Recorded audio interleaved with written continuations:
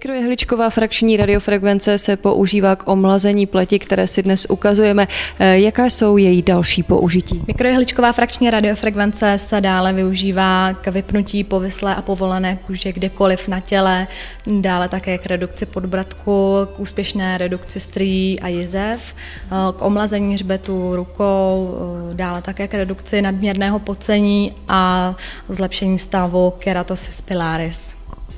A jak se mikrojehličková frakční radiofrekvence provádí, pokud možno tak, aby to pochopil úplný laik?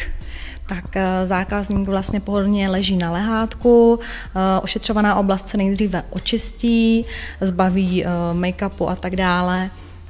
V případě potřeby je možno nanést necitlivující mást a pak se přikládá hlavice, ve které jsou vlastně sterilní pozlacené mikrojehličky na různé partie. A co se v té kůži v tu chvíli začne dít? Pokožka se fyzicky naruší proniknutím těch pozlacených mikrojehliček a dále působením radiofrekvence v hlubších vrstvách kůže je stimulována novotvorba kolagenu, takzvaná neokolagenizace, která dlouhodobě vlastně vyplňuje vrásky, jizvy a další oblasti ze spodu.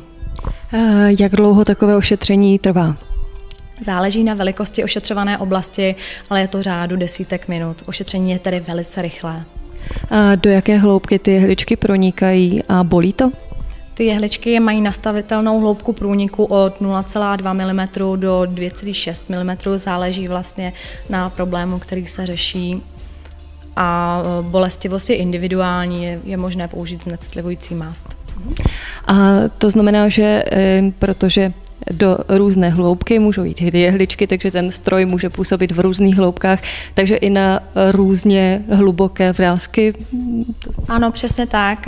Tam, kde třeba jsou jemné vrásky nebo je potřeba stimulovat jenom vypnutí pleti, tak se používají nižší hodnoty, vyšší hodnoty a vyšší průnik hloubky se používá hlavně u redukce strií, jizviček po akné a hlubších vrásek. Dá se říct, že čím větší problém, hlubší vlastně poškození té pleti, tím větší průnik se používá. A dokážou tyto jehličky do kůže vpravit i nějakou látku účinnou? Je možné při tom použití těch jehliček, kromě působení radiofrekvence a těch samoléčebných procesů, tím průnikem jehliček se používá také sérum s obsahem kyseliny hyaluronové, které se tím dostane hlouběji a zároveň pomáhá zlepšovat stav pokožky po tom ošetření, aby nebylo už viditelné, že vůbec zákrok byl proveden. A je ošetření mikrojehličkovou frakční radiofrekvencí bezpečné? Může se stát ojediněle, že by došlo k nějakému poranění té kůže? Mikrojehličky jsou opravdu velice tenké.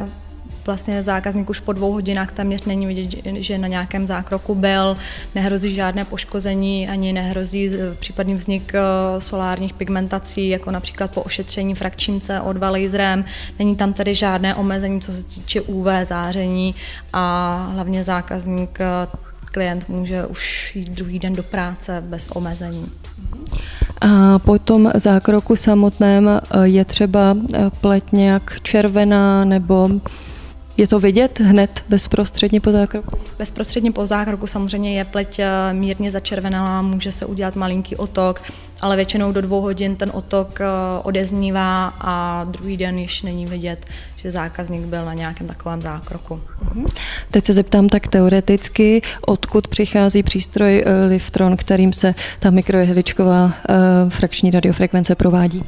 Tento přístroj je vlastně vyroben v Jižní Koreji, stejně jako všechny ostatní dostupné přístroje pro mikrojehličkovou radiofrekvenci. Je Beauty Pro jediným salonem v České republice, který tento přístroj používá? Těch dalších pracovišť, které používají přístroje mikrojehličková frakční radiofrekvence, je v celé České republice celkem 5. Jedná se zejména o lékařská pracoviště, jelikož tento přístroj je poměrně nákladný. Teď se opět vraťme k té praktické části. Kolik ošetření je potřeba absolvovat, aby se dosáhlo co nejlepšího výsledku?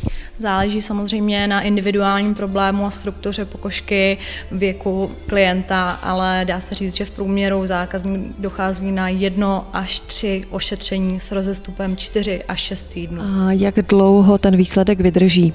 Za jak dlouho případně je nutné ho opakovat? Například u jizev jsou výsledky trvalé, ale u vrásek a povislé kůže samozřejmě nezastavíme běh času, ale ty výsledky vydrží 1 až 2 roky. Je to tedy opravdu metoda, která má nejdlouhodobější výsledky ze všech dostupných technologií. My jsme se ještě na začátku zmínili, že se kromě omlazení pleti mikrojehličková frakční radiofrekvence používá třeba k odstranění strý nebo zbavení se strý. Tak když k vám třeba přijde novopečená maminka po těhotenství a chce se zbavit strý na bříšku, dokážete jí vrátit to břicho do původního stavu, třeba jak vypadalo před těhotenstvím?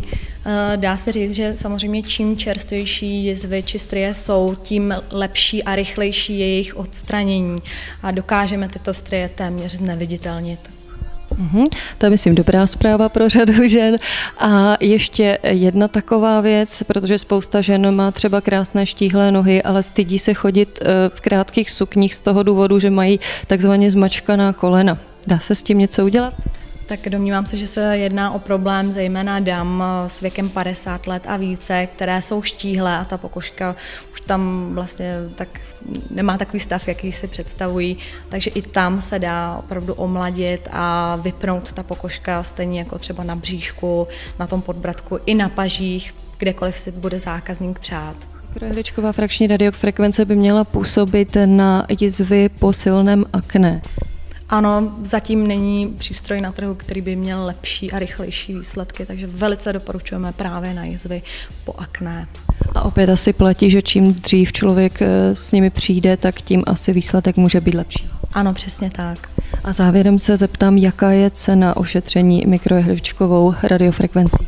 Záleží samozřejmě na velikosti ošetřované plochy, ale dá se říct, že od 2000 a výše.